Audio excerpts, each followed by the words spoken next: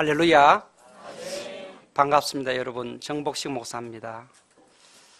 2009년도부터 민들레 교회에 참 설립하고 교회가 아름답게 성장해서 이곳까지 예배 내체를 하나님을 달려오게 하셨는데, 특히 귀하게 씌우신 박창규 목사님과 또 강도사님 두 분, 전도사님, 장로님들, 권사님들, 여러분들 참 뵙게 되어서 너무 감사드리고요. 교회가 시작하면서 제가 은혜를 많이 입은 교회입니다. 초기부터 해서 유일하게 제가 정당교회에 있을 때부터 여러분들이 도와서 지금까지 연결이 되어서 왔는데, 특별히 참 강단에 설 때마다 제가 여기 와서 후배지만 참 존경하는 그런 목사님입니다. 그래서 말씀이 너무 균형 잡혀 있고, 특별히 또 우로나 좌로나 안 치우려고 노력하는 그 모습 바라보면서 저도 은혜 받고, 우리 딸도 은혜 받고, 여러분들이 신앙생활하는 모습 통해서도 은혜 받고, 참 아름다운 교회가 지속되어서 다음 10년을 더 아름다운 하나님 나라 확장을 하는 일들이 여러분들이 쓰임 받았으면 하는 그런 간절한 소망과 기대가 있습니다. 오늘 말씀을 통해서 우리 함께 하나님 나라 가치와 정신이 무엇인지를 나누려고 합니다. 제 마음에 그동안 품었던 생각들, 하나님 주셨던 마음들, 또 여러분들과 함께 말씀을 통해 교제하면서 하나님 나라 가치를 함께 나누었으면 하는 마음입니다. 한번 기도하겠습니다. 하나님 아버지, 은혜와 사랑 감사드립니다. 귀한 제단에 하나님 말씀의 통로가 된 귀한 목사님을 씌우시고 그동안 균형 잡힌 신앙으로 나아갈 수 있는 귀한 특권 주신 하나님을 찬양합니다.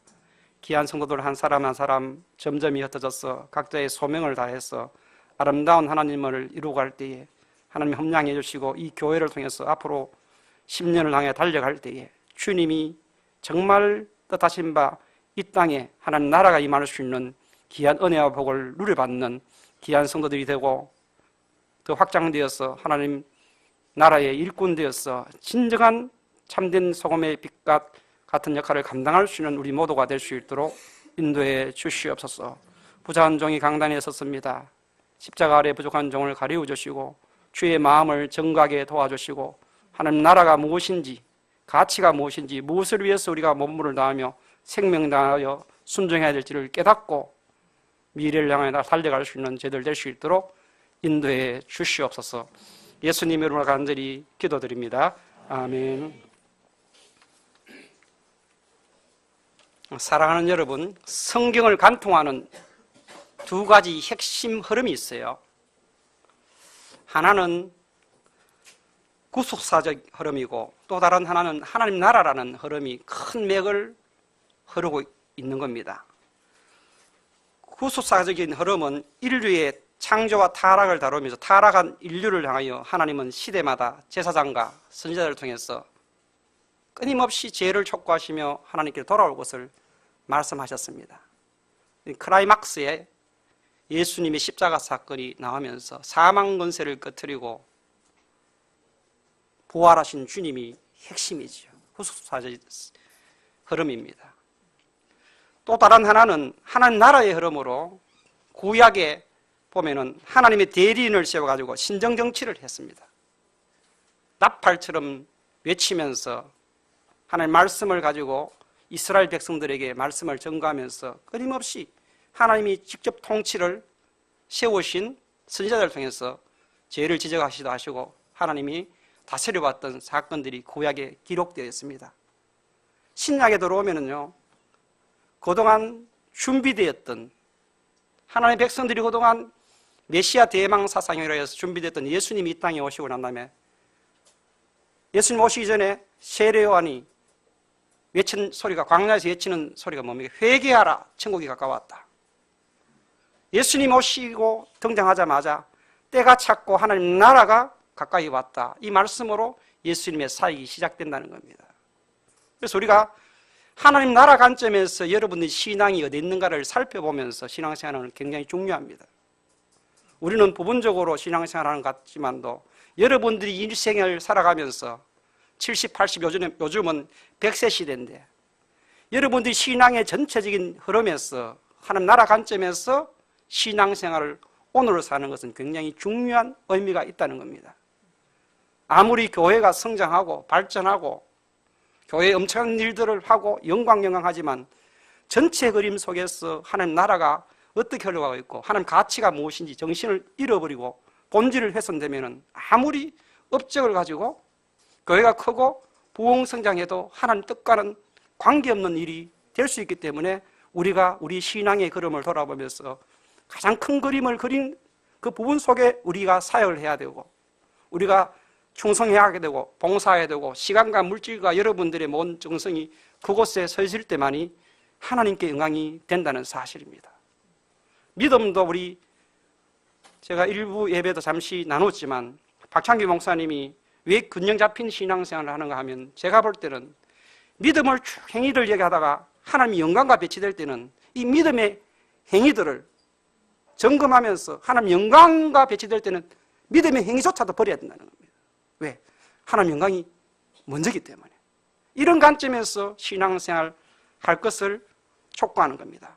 왜 그런가 하면 하나님 나라의 큰 타이틀, 큰 맥 속에서 하나님 나라는 모자이크와 같습니다. 여러분이 때로는 사람 가운데 기능도 다르고 지식의 폭도 다르고 섬기는 것, 충성도 모든 게 달라요. 안희숙 여사가 죽으면 죽으리라, 죽으면 살리라, 당신은 죽어요, 그런데 안 죽어요, 이 세 가지 책을 쓰면서 그 속에 보면은 금붕어를 사러 갔는데 금붕어 아닌 찌꾸러미 같은 한 놈이 있다는 겁니다. 흉측한 놈이. 근데 금붕어 속에 이 흉측한 놈이 따라다니면서 금붕어를 못 살게 막 하면서 그 금붕어들이 건강하게 살아가는 것들이 보여서 그 얘기를 이 글에서 다루고 있거든요. 여러분들 속에 정말 하나님 나라 관점 속에서 십자가라는 그 그림은 흉측한 거예요. 고통이에요. 사망과 직결되고 피가 흘리고. 그런데 이 하나님 나라 그림 차원에서 볼 때는 모든 것들이 필요하기 때문에 점점이 흩어진 모자이크처럼 각자의 역할과 분담은 다르지만 이것이 하나 성화되어서 하나님 나라의 그림을 완성되어 갈 때에 이것이 하나님이 가장 원하시는 합력하여 하나님의 뜻을 이루는 그것이 하나님의 그림이라는 겁니다. 할렐루야. 그래서 여러분들의 본분과 소명 속에서 각 사람의 위치와 역할들이 다르고요. 나와 다르다고 해서 그 사람이 잘못된 게 아니죠. 그래서 그러한 관점에서 여러분들이 신앙생활을 하면서 큰 그림을 먼저 버리고 하나님 나라의 관점으로 신앙생활 할 때만이 본질을 잃어버리지 않고 자초하지 않습니다. 심지가 영혼의 닭처럼 여러분들 마음속의 중심에 하나님 나라 관점이 딱 들어와야 된다는 겁니다. 예수 그리스도가 어떤 분인지 알게 되면은 세상 풍파나 세상 이목이나 인기나 연연하지 않고 여러분 중심에 추가 있기 때문에 그 추 때문에 살아갈 담대함이 있고요. 항상 행복할 수 있고 자신이 있을 수 있다는 겁니다. 이 정립을 하는 시간이 되었으면 좋겠습니다. 본문의 이해를 돕기 위해서 오늘은 우리가 천국, 하나님 나라에 대한 이해가 먼저 필요합니다. 하나님 나라의 구성 요건이 무엇입니까? 쉽게 말해 여러분 국가의 구성 요건이 무엇입니까? 첫 번째 뭡니까? 주권이지, 주권. 주권이지요. 두 번째가 뭐예요? 백성이잖아요. 세 번째가 뭡니까? 영토, 땅입니다. 그런데 우리가 주권, 다음에 백성, 영토, 땅이지요. 근데 가장 세 가지 중에 가장 중요한 것이 뭐냐면 주권입니다. 주권. 통치와 다스림. 이해를 돕기 위해서 여러분 36년 동안 우리 일제의 압제를 당했잖아요. 백성도 있었고 땅도 우리 땅에서 살았어요. 그러나 그 당시에 이 일제에서 우리 땅을 점령하면서 주권을 잃어버리니까 창시개명을 당하잖아요. 창시개명이라는 것은 우리나라 자기 이름을 못 사용하고 권사님, 김영환 권사님, 김덕신 목사님 어머니 있는데 그분의 이름이 뭐냐? 제가 모실 때 보니까 청검대자였어요. 일제식 이름을 그대로 가지고 있는 거예요. 자기 이름도 제대로 못 쓰고 나라를 잃은 슬픔이 뭐냐 하면은 주권을 행사하지 못한다는 겁니다. 그러면 결국 이 나라의 관점에서 보면 하나님 나라도 자 주권, 그다음 백성, 영토인데 장소의 개념으로 이 국가는 형성되지만 하나님 나라는 장소의 개념이 아닙니다. 우주 만물을 무에서 유를 창조하신 창조의 능력으로 하나님이 창조하셨잖아요. 하나님의 통치와 다스림이 있는 전 세계 지구 곳곳 모든 것이 하나님의 영토라는 겁니다. 우주 만물 가운데도 해와 달과 별을 지으시고 바다 가운데도 하나님께서 구름을 타고 다니시며 바다의 경계를 정하시고 하나님이 꾸짖으실 때에 경계가 정해졌다는 겁니다. 시편 기자의 고백이잖아요. 그렇다면 하나님 전 우주적인 하나님의 통치와 다스림들이 이 하나님의 말씀을 통해서 정언하고 있다는 사실입니다. 그러므로 주권적인 가장 중요한 것은 여러분들이 신앙생활할 때 하나님 나라를 먼저 경험하기 위해서는 하나님을 왕으로 주인으로 섬겨야 한다는 겁니다. 왕이신 하나님 주인으로 섬겨야 된다는 겁니다. 가장 첫 주인, 첫 단추를 하나님 앞에 고백하면서 그분이 내 중심에 왕이 안 되어 있고 주인이 안 되면 신앙은 마지막에 다 파산된다는 겁니다. 그것이 가장 중요하고요. 장소의 개념이 아니라 정말로 우리가 하나님 나라가 임할 때는 하나님 통치와 다스림을 받는 모든 것이 하나님 나라잖아요. 주님이 이 땅에 오셔가지고 눈이 먼 자에게 흙을 이겼어 실로암 가서 시설할 때 눈이 떠졌지요. 귀머리가 덮게 하는 역사. 38년 동안 반신불수에 앉아있던 사람이 노임받고 나사로가 죽었을 때 무덤 문을 열면서 사망까지 다스리고 바다에 있는 일령이는 파도를 향해서 파도에 잠잠하라 명령할 때에 파도가 잔잔해지는 이런 모든 통치 속에 하나님의 나라가 임했던 것들을 볼 수 있다는 겁니다. 그러면 하나님 나라가 이 땅에 임했는 것들은 우리가 요단강 건너가 저 하늘나라에 가서 있는 그런 천국이 아닙니다. 그 천국도 천국 맞아요. 그러나 반쪽 진리지요. 이 땅에 임할 때 하나님 나라가 이미 이 땅 가운데 임했고요. 두 번째, 장차 완성될 날 이미 이 단계간에 임했는 신학자들이 already 이미 임했다는 거죠. 이 땅 위에. 그렇기에 이 땅 위에 임했을 뿐만 아니라 아직은 임하지 못할 완성될 하나님, 사망이나 고통이 다시 없는, 눈물이 없는 영원한 천국을 바라보며 나아가는 하나님 나라 관점 아닙니까? 이 하나님 나라에 대한 이해는 신앙생활에 굉장히 중요하다고 할 수 있습니다. 오늘 읽은 마태복음 20장은 포돈 품꾼을 찾아 나선 집주인 비유를 통해서 하나님 나라의 가치와 정신을 우리에게 분명하게 말씀해주고 있습니다. 천국 비유, 하나님 나라 관점의 가치와 정신을 이해하기 위해서 여러분 마태복음 13장 전체 장은 보면은요 천국에 대한 비유로 가득 차 있습니다. 저의 눈길을 사로잡고 있는 것은 마태복음 13장 44절에 46절의 말씀입니다. 함께 봤으면 좋겠습니다. 여자 성도님이 44절 읽으시고 남자 성도들이 45절, 46절을 합독해서 읽겠습니다. 다 같이 여자 성도들부터 먼저 44절 읽겠습니다. 다 같이 시작. 천국은 마치 밭에 감추인 보화와 같아 사람이 이를 발견한 후 숨겨두고 기뻐하여 돌아 자기의 소유를 다 팔아 그 밭을 사느니 또 천국은 마치 좋은 진주를 구하는 장사와 같으니 극히 값진 진주 하나를 발견하며 가서 자기의 소유를 다 팔아 진주를 사느니라. 아멘. 감추인 보화를 발견 후에 어떻게 했다고요? 자기의 소유를 팔아 그 밭을 샀다고 되어 있습니다. 두 개의 비유가 하나입니다. 농부가 땅을 파다가 엄청난 보화를 발견했어요. 얼마나 기뻤겠어요. 그 자기 땅이 아니라 이 보화만 있으면 모든 걸 할 수 있잖아요. 그러니까 다시 숨겨놓고 땅 주인이 가서 딜을 하는 거죠. 당신 땅 내가 살 테니까 얼마를 달라 하도 전 재산을 다 팔아서 사는 거예요. 왜 삽니까? 그만한 가치가 있으니까. 또 진주 하나를 만났어요. 세상에 보면 여러분 아프리카에 가면은 옛날에 이런 일이 있었다고 하잖아요. 백인들, 서양인, 웨스턴들이 가서 볼 때에 아프리카 사람들 다이아몬드, 광석, 원석이에요. 가치를 모르니까 이 사람들은. 근데 그것을 딱 보고 보는 순간에 너무 값어치 있잖아요. 문명의 혜택을 입은 사람들은 보면 알잖아요.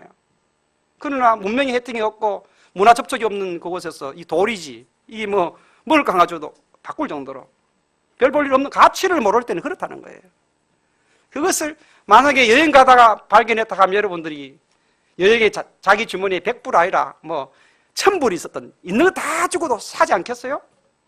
그것만 가지고 가면 여행은 수십 번, 수만 번도 같이 할 수 있는데, 엄청난 원석 다이아몬드를 발견하는 순간에 모든 소유를 다 팔아가지고 사서 그 기쁨이 너무 충만했겠죠. 그런 결과들을 이야기하고 있다는 겁니다. 우리 찬양 가사 가운데 힐송 중에, 영어 송 중에 Christ is enough for me, 이런 찬양이 있어요. Everything I need is in you. 모든 것이 당신 안에 있다. 예수 안에 있다. No turning back, no turning back 하면서 I will follow Jesus. 예수님 따르겠다. 엄청난 가치를 발견한 사람만이 할 수 있는 고백이지요. 다시는 내가 과거의 옛사람으로 돌아가지 않고 예수님을 따르겠다. 예수 안에 모든 것이 있다고 하는 고백의 찬양 아니겠습니까? 이 찬양의 고백이 그 찬양뿐만 아니라 성경에 보면은 예수님을 수제자할 수 있는 베드로에게 일어난 사건이에요. 게네사렛 호숫가에서 예수님이 천국 복음을 전하시고 하나님 나라를 설파해 나갈 때에 누가 들었어요? 수많은 군중들이 듣는 가운데 베드로가 앉아 있었어요.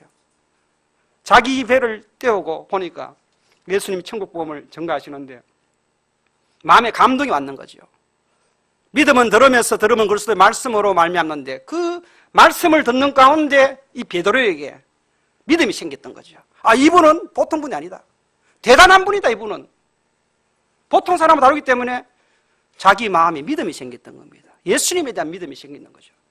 그리고 예수님이 따라오라 할 때 배와 거물, 일평생 자기가 고기잡이 했던 어부의 직업까지 거물을 버리려고 배를 전 재산을 다 버려두고 예수님을 따라갔는 겁니다. 가치를 발견했는 거죠. 예수님이 어떤 분인가를 발견했다는 겁니다. 사도 바울이 어떻게 했습니까?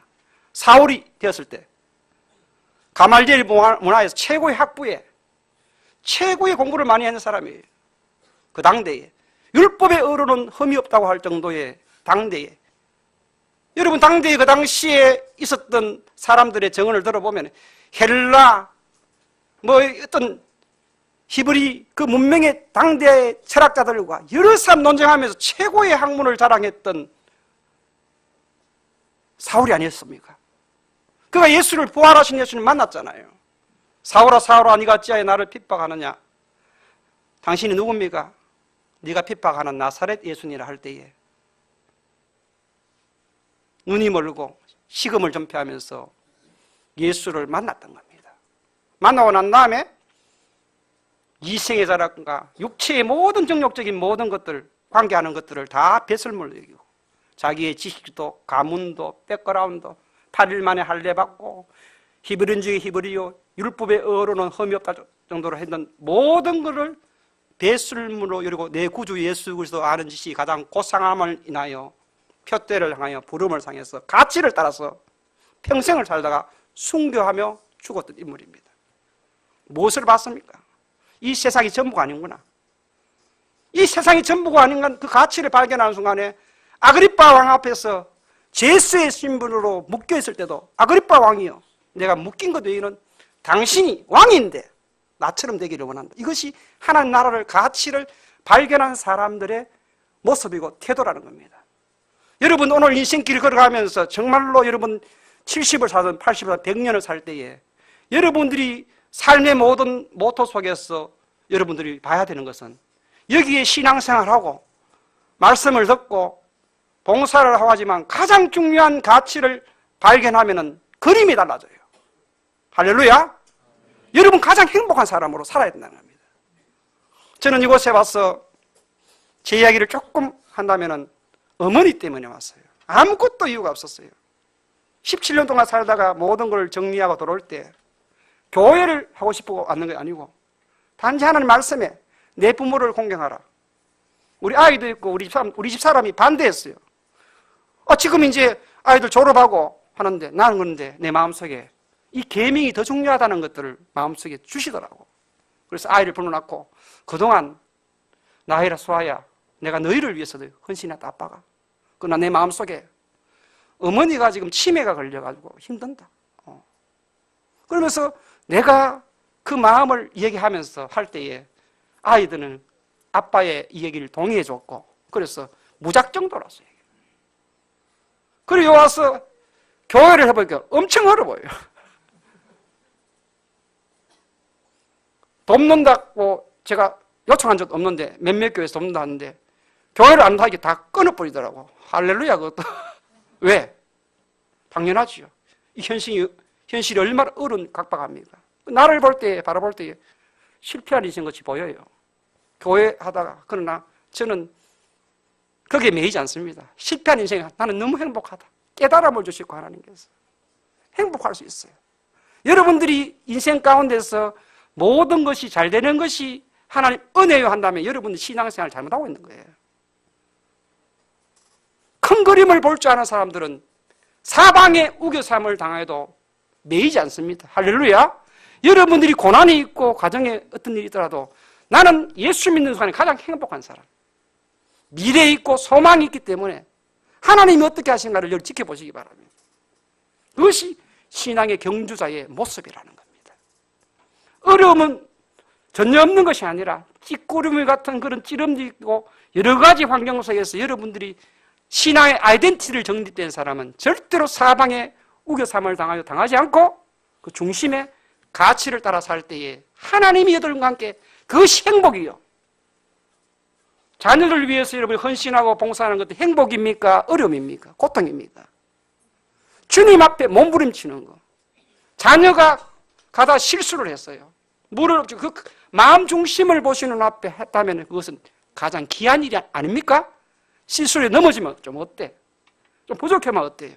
이것이 우리가 가치 중심으로 움직이는 본질을 추구하는 신앙이라는 겁니다. 여러분, 천국 하나님 나라는 이만큼 가치 있는 것들에 여러분들이 투자하고 여러분들이 인생 걸음을 걸어가야 될 때 참된 인생의 성공이라 할 수 있다는 겁니다. 여기서 우리는 본문 말씀을 통해 좀 더 구체적으로 하나님 나라 가치를 살펴본 후에 삶의 적용점들을 찾아봤으면 좋겠습니다. 가치를 발견하고 난 다음에 삶의 적용점이 있어야 된다는 겁니다. 그렇다면 여기 지금 오늘 본문 말씀을 좀 더 구체적으로 함께 볼까요? 이 본문 말씀에 보면 마태복음 20장을 한번 볼까요? 구체적으로 여러분이 한번 살펴볼까요? 1절 한번 같이 읽어봅니다. 다 같이 시작. 천국은 마치 품꾼을 얻어 포도원에 들여보내고 이른 아침에 나간 집주인과 같다. 2절 그가 하루 한 데나리온씩 품꾼들과 약속하여 포도원에 들여버리고 천국은 마치 품꾼을 얻어 포도원에 들여보내고 이른 아침에 나간 집주인.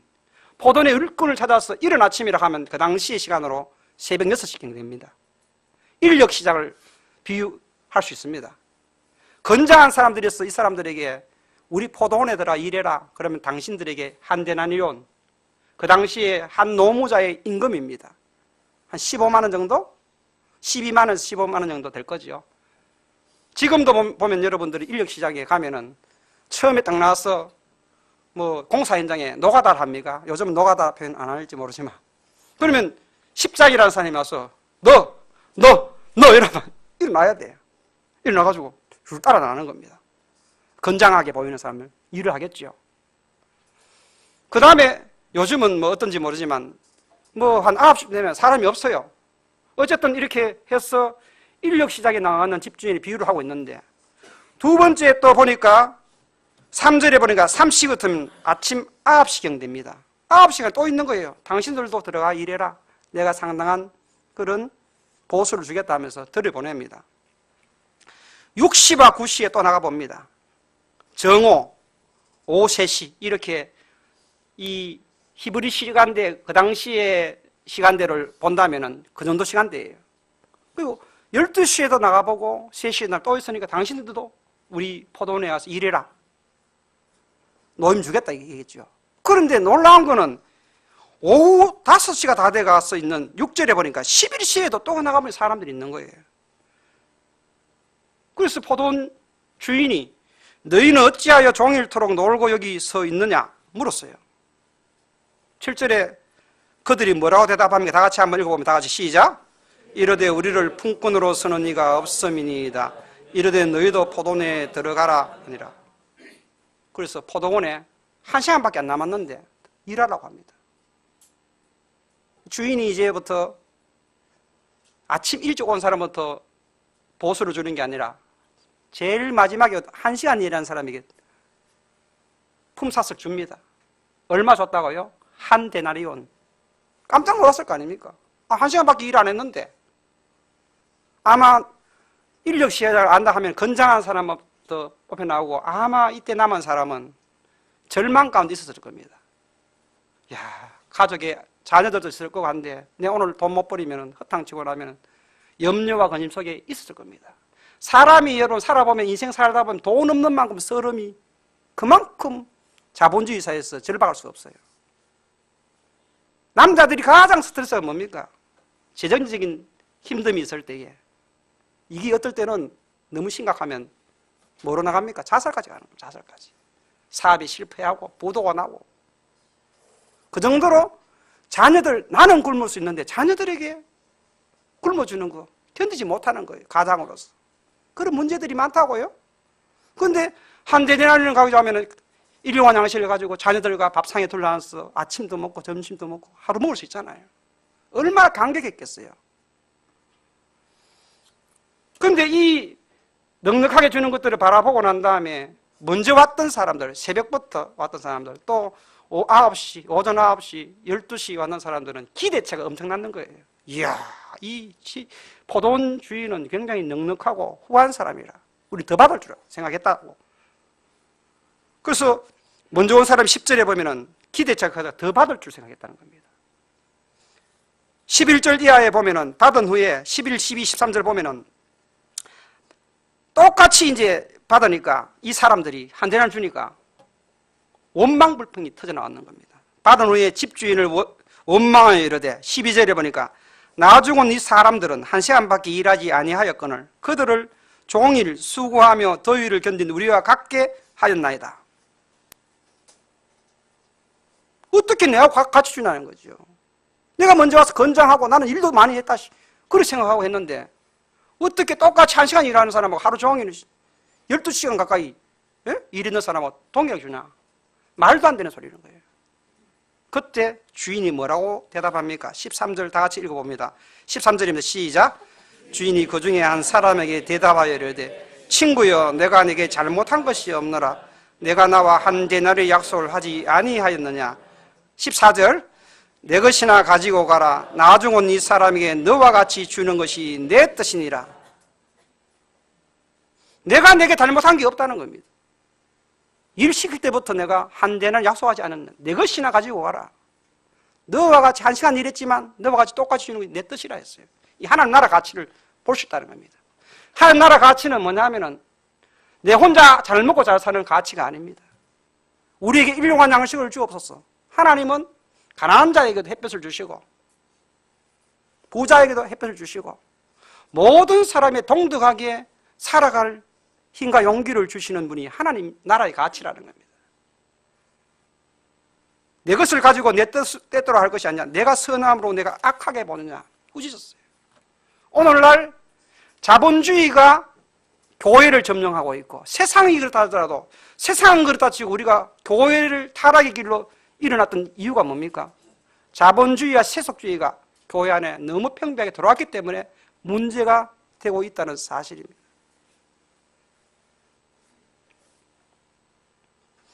(14절의) 가치, 때로는 연약하고 부족하고 힘들더라도 그들에게도 먹을 양식이 있어야 되는 것이 가치입니다.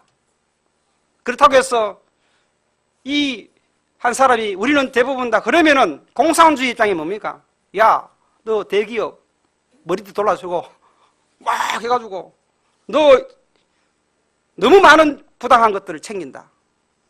우리 같이 하자. 같이 나눠 먹자. 이것이 공산주의의 어떤 태동이 되는 근본 정신이에요. 그래서 결국 머리띠를 떨라보고 막 요란하게 외치지만 실질적으로 자신들의 그 어떤 삶을 돌아보면서 자신들도 갑질이 되어 있는 이런 모습들은 아닌지를 한번 돌아봐야 된다는 겁니다.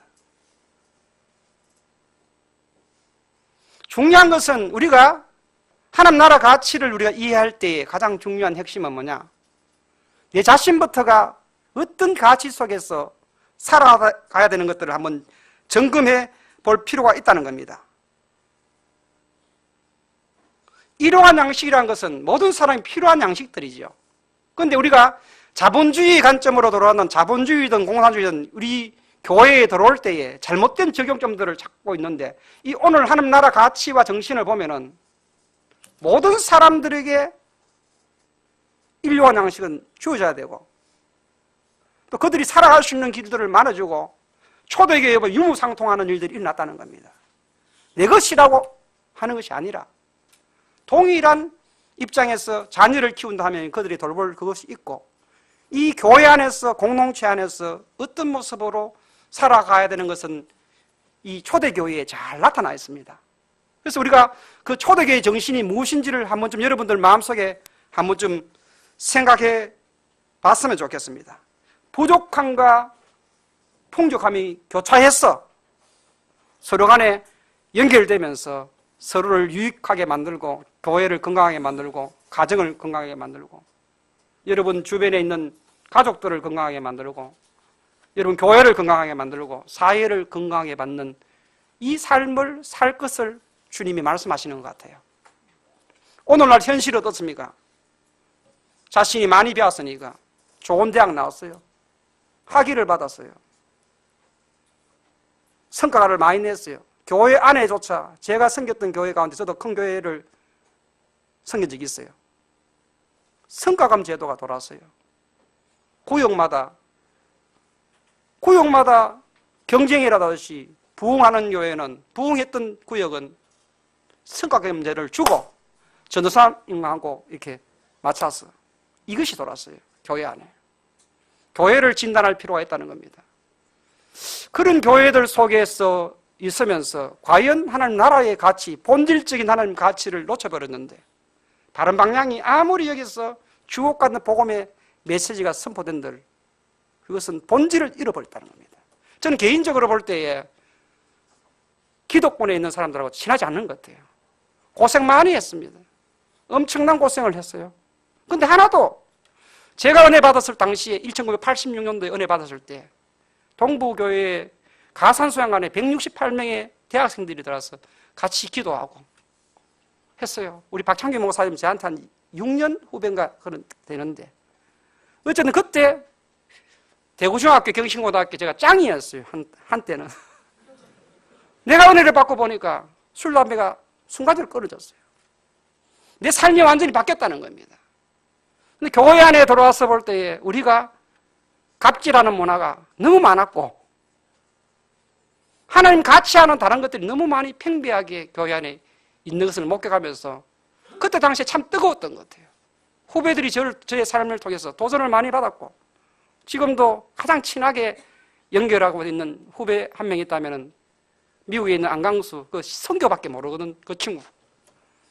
여기 와서 민들레교회가 연결되어 있는 박창기 목사님, 제가 여러분 담임 목사지만 제가 존경합니다. 후배지만. 왜? 말씀에 균형 잡힌 목회를 하려고 노력해 왔고 심지가 굳다는 겁니다. 그래서 어쨌든 교회에 보니까 하나님 나라 가치와 상반된 길로 가라는 것들이 너무 많았다는 겁니다. 저는 제 생명처럼 소고중하게 느꼈던 건, 목회자가 된 이유가 뭐냐? 목회 현장에 가장 기본적이고 가장 소중한 근본 가치가 있어야 하는데 그것도 보이지 않고 뭔가 모르게 인간적인 것들이 막 도래할 때에 저는 견딜 수 없는 아픔들이 있었어요. 교회에 보니까 교회에도 사회에 인정받고 세력화되어 있고 말 안 들으면 어떻게 하는 이런 구조가, 담임 목사라 할지라도 그 구조 속에 들어가서 있을 때는 굉장히 어려움을 받는 교회들 많이 보았어요. 실질적으로 제가 토론토 갔을 때에, 제안이 돌았을 때에 우리 아내를 통해서 네 번째 제가 큰 교회에 설교를 하러 갔어요. 투표를 한다고 하더라고. 청빙 절차에서. 그런데 대학원, 우리 총신대학원 모임에서 아내를 통해서 컨택이 돌았어요. 만나자는 겁니다. 만나자는 의미가 뭡니까? 이 왜 만난다는 의미는 뭐냐면은 내가 당신을 청빙할 때에 투표를 통해서 데려올 때니까 당신은 들어오거든 내 말만 들으는 이것이 제안입니다. 이것이 현실이에요. 한국교회뿐만 아니라 이민사회까지도 그런 일들이 일어나는 것들을 볼 때 단호하게 거절이지요. 한 표 차이로 부결됐어요. 투표. 그리고 자기를 도와주려고 하는데 안 도와주면 반대되면 이상한 방향으로 나간다는 겁니다. 이것뿐만 아니라 한국에 있을 때도 보니까 담임 목사님이 꼭 똑같아야 되는 교회도 많이 있어요. 그거 뭐냐? 이러한 근본적인 가치 체계가 하나님 나라의 가치의 체계에 목사가 돼가도 거기에 빌붙어있는 목사들이 대형교회 안에 있다는 겁니다. 이것은 하나님 나라 가치 본질을 안다면 목사를 안 해야지, 목사를.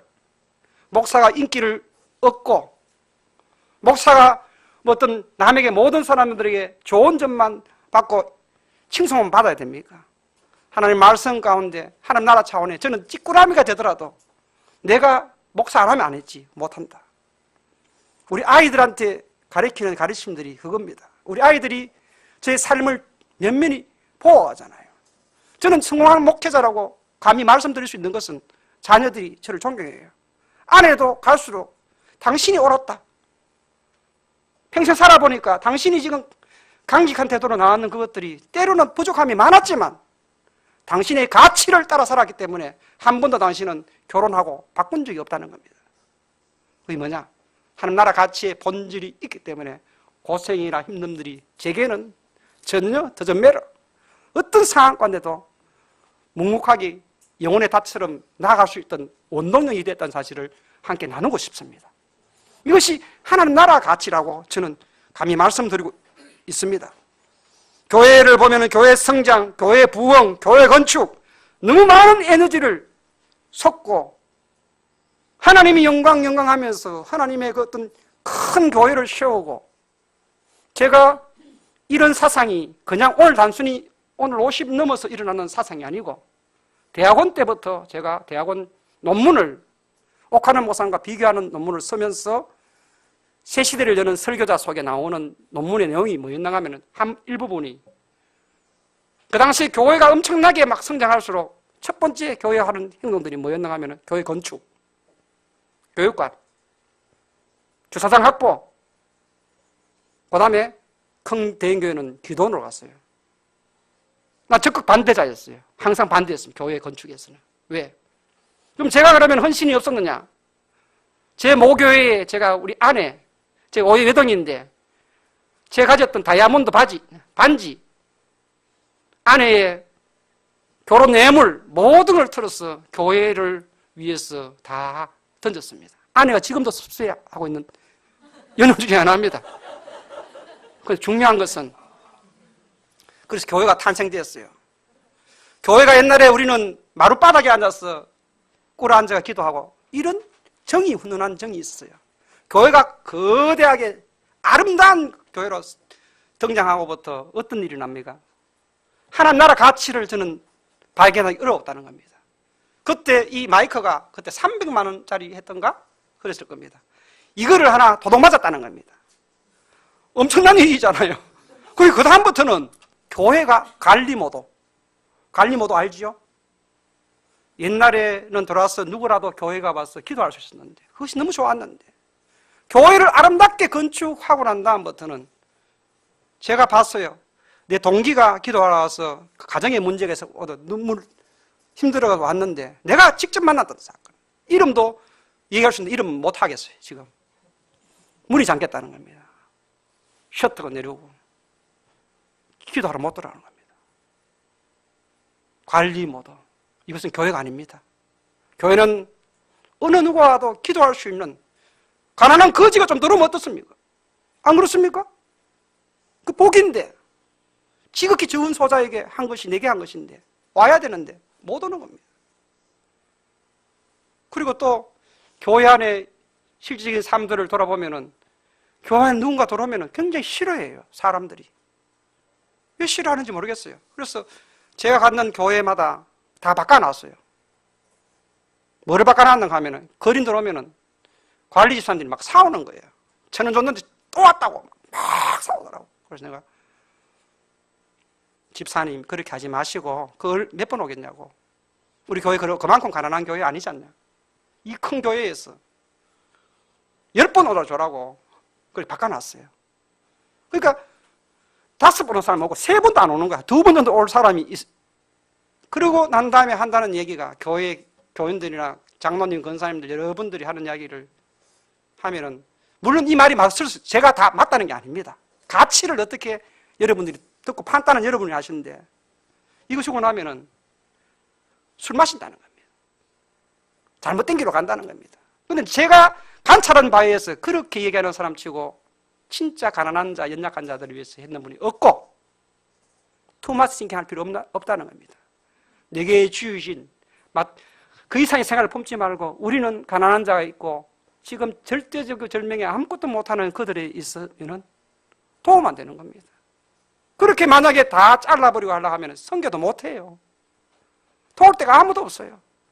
인간의 그 내면의 깃불에 들어가면 엄청난 타락한 죄의 본성들이 우리가 있잖아요. 내려가 보세요. 정욕이 없습니까? 목사라고 없어요, 그게? 물질력이 없어요?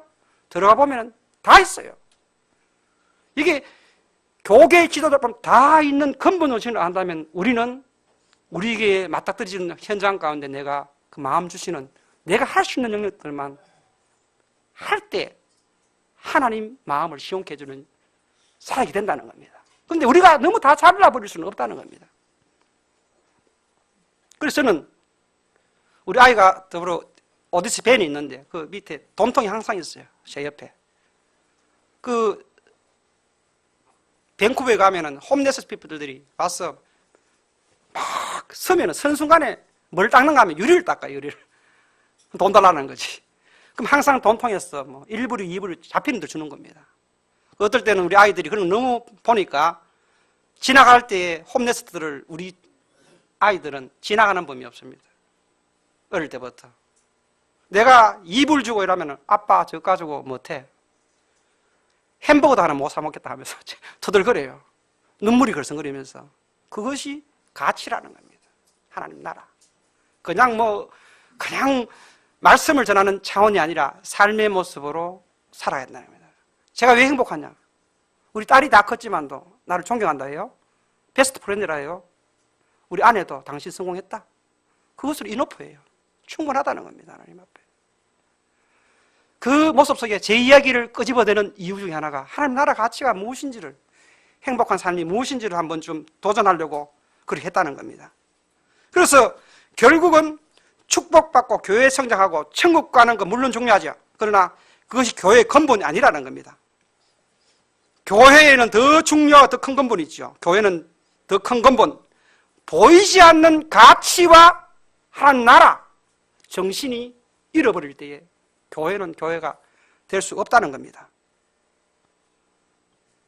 그래서 저는 그렇습니다.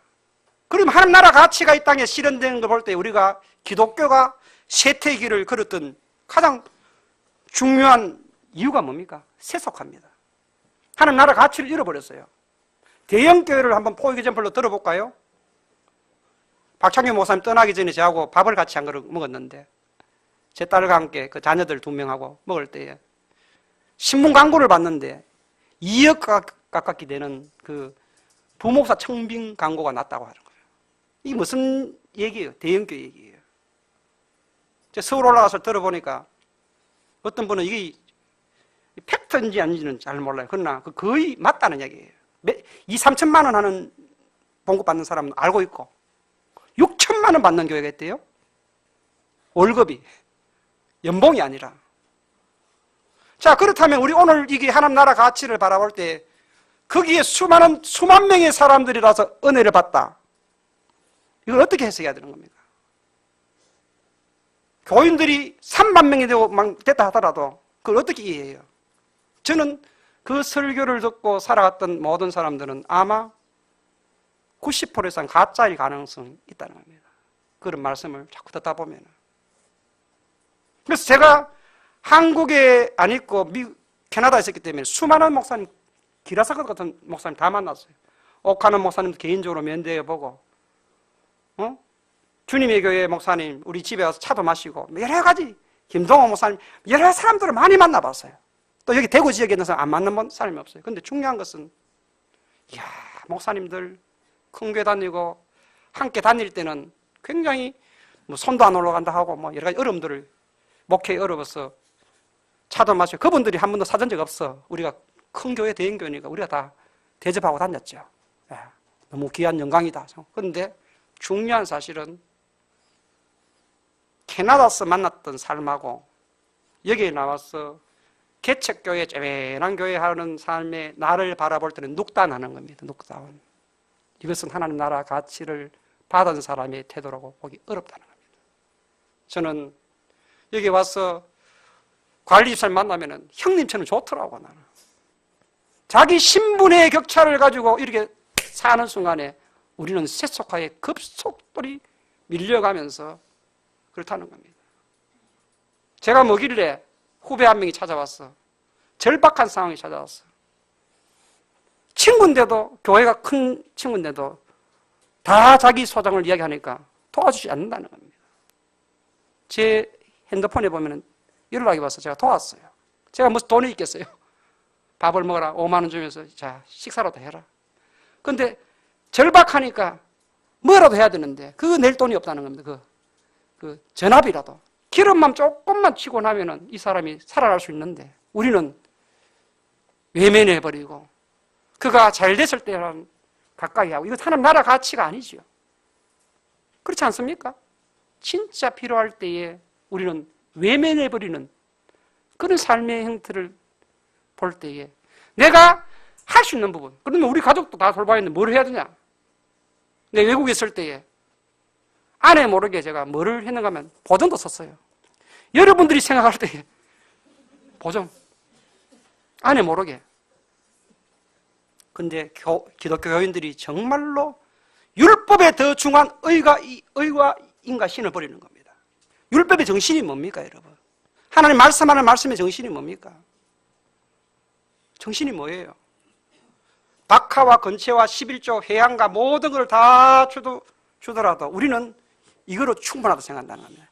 11조 개념도 정립해 드릴게요, 제가. 11조 개념도 어떤 이야기를 들어가면은 질문한 한 분이 세금 떼기 전에 11조를 내야 됩니까?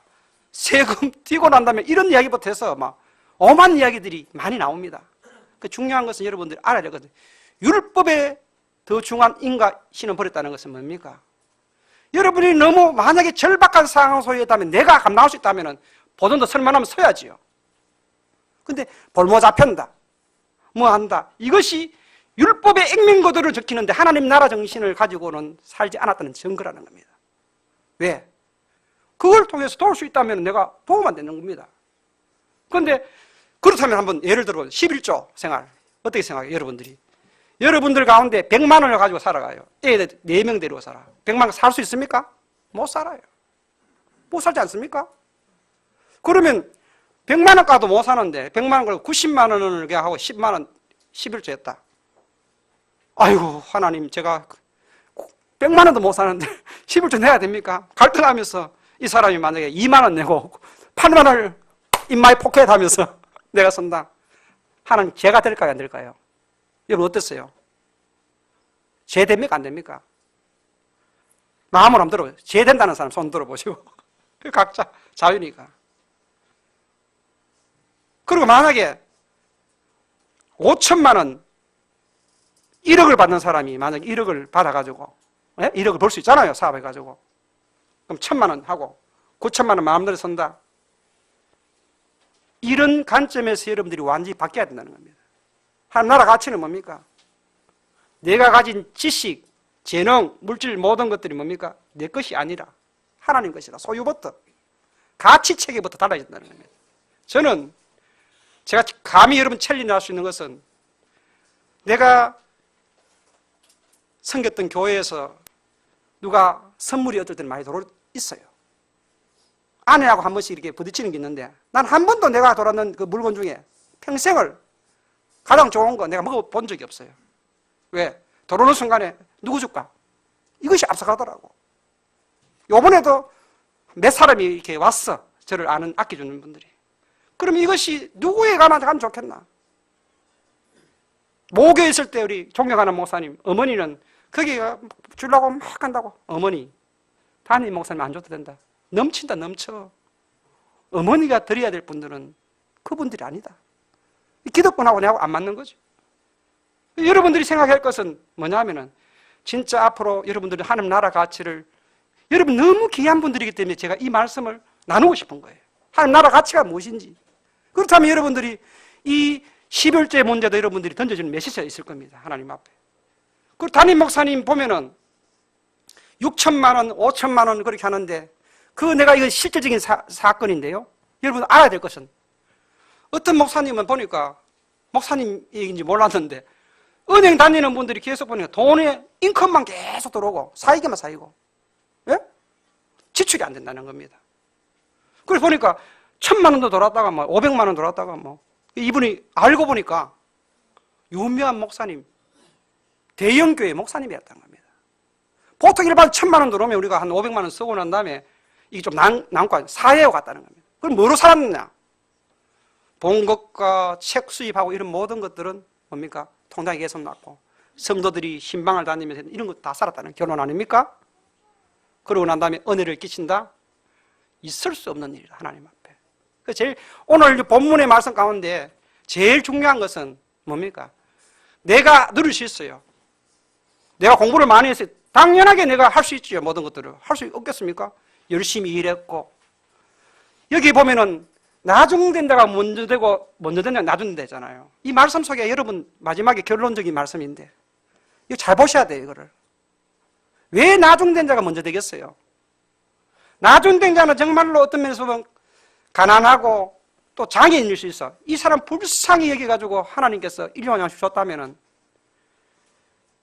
요런 부리면서 일하겠습니까? 이 사람은 정말로 우리 주인님이 나의 형편을 알고 도와주셨기 때문에 충성 봉사 안 하겠습니까? 사람이 보든 안 보든 내 가치를 따라서 내가 열심히 일해가지고 다른 사람에게 먹여주고 살린다 하더라도 야, 나 아깝다 이렇게 생각하겠어요?